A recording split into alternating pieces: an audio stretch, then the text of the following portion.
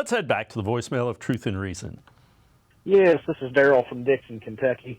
I think we need to probably go ahead and just move on from this whole staff because it seems like a lot of our fan base is disappointed that we're not a dumpster fire anymore. We're actually winning games and competing for things, and people want to cry about Coach Stefanski all the time.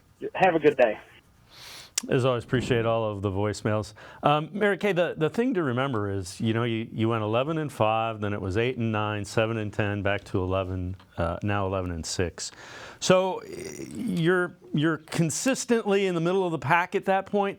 Now the key is, and it's harder to get to the middle of the pack than it is to go from middle of the pack to constant playoff team. Well, I'll tell you what.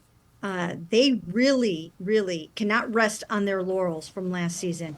I've been saying this a lot, and I'm going to be saying it a lot throughout the offseason.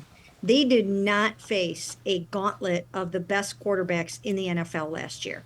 They really did not. I mean, there were some cases where, a number of cases where they got the backup, and in some cases when they got the starter, he was coming off of a pretty significant injury. I'm talking about Joe Burrow in the opener. I'm talking about Trevor Lawrence later in the season.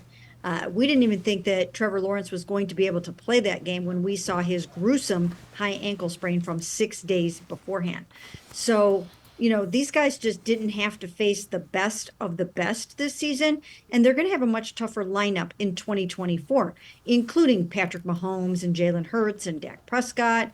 And the list kind of goes on and on. Probably a healthy Joe Burrow twice, a healthy Lamar Jackson twice. It's going to be hard. It's going to be much harder. And so, I don't think they can look at it and say, oh, geez, we had the number one defense. We're good to go. I don't think you can do that. I think you have to really look at it and say, what can we do to get better? And I think that they will do that. That's how Andrew Berry operates every single year.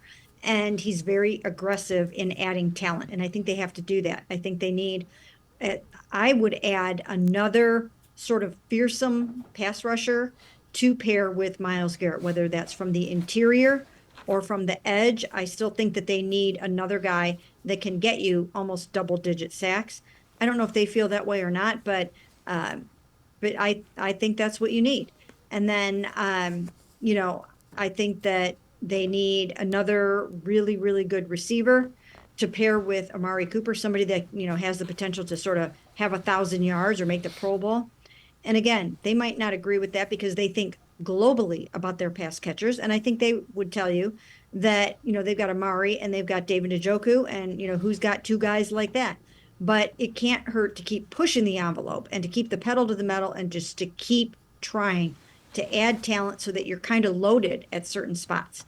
And so, that's what I would do. I would find a way to come up with some money. I wouldn't think that you arrived anywhere just because you made the playoffs this year. They won a lot of close games. And sometimes those things can even out if the bounces all don't go your way the next year. So I think they've got to work very, very hard to get better in the offseason.